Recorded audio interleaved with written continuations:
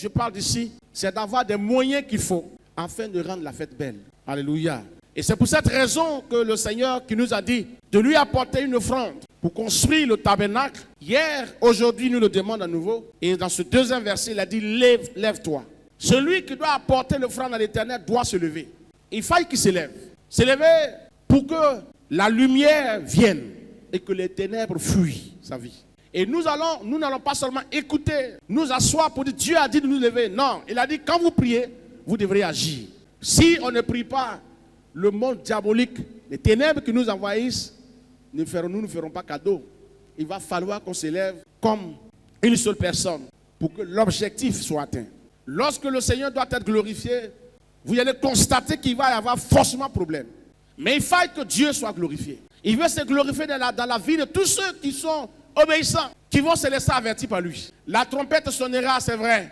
Mais combien vont entendre la trompette sonner? L'appel est lancé. Combien ont entendu? Le Seigneur a dit, réunissez-vous et priez-moi. Demandez, je vous enverrai ce que vous devez avoir afin de vous présenter à moi, n'est-ce pas, ce jour d'action de grâce. Chacun a entendu l'appel.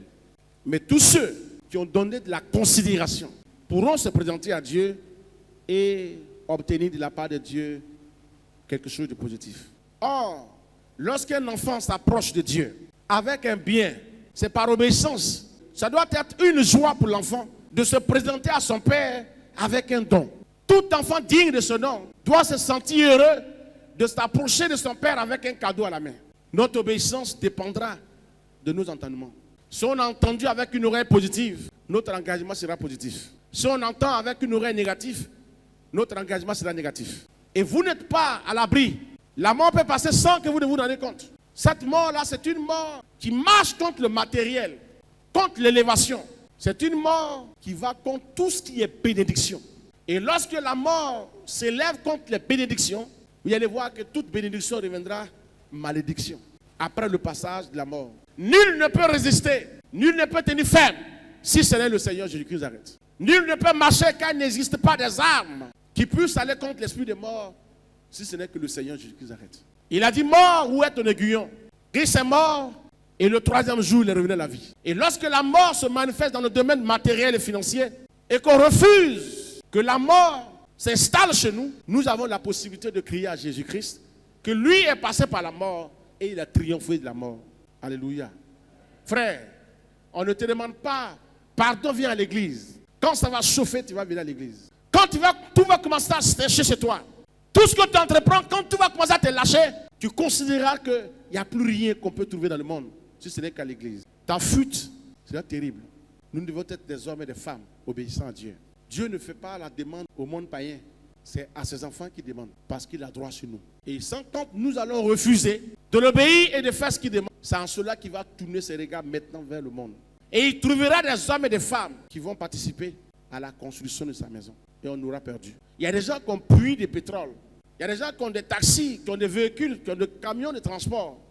Mais Dieu leur a rien demandé. Toi, peut-être que tu ne disposes pas de tout ce que je viens de citer.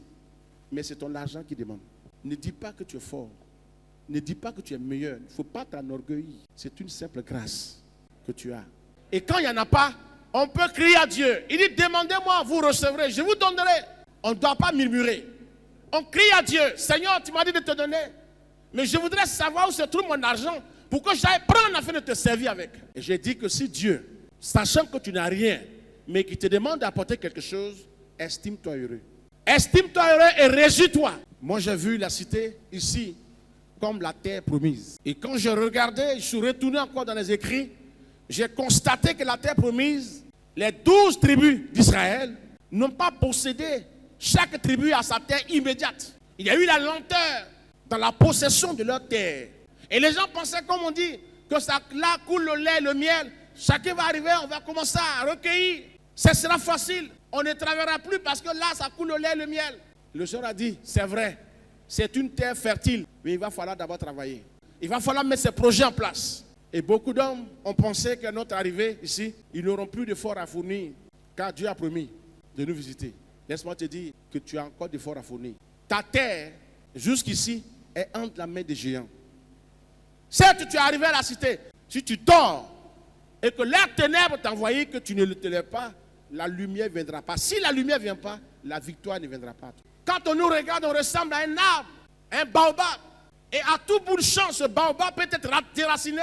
Ça veut dire que ses racines profondes n'est pas allées en troisième nappe souterraine.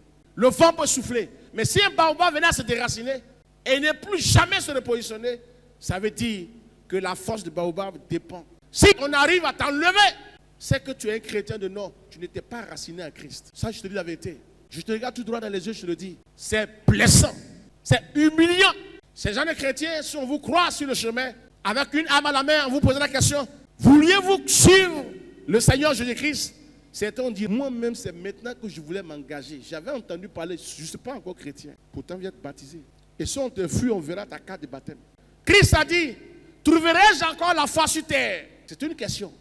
Tu vas prier afin que l'obscurité spirituelle qui envahit tes finances se retire de tes finances.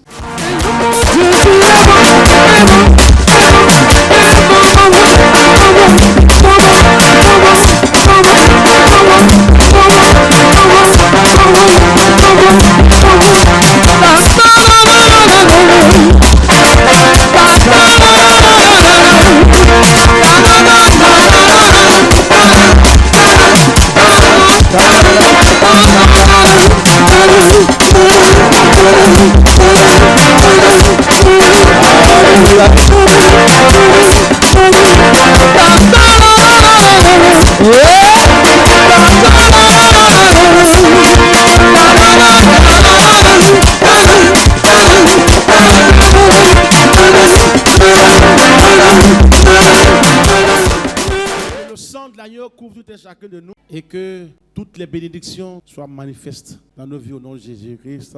Amen.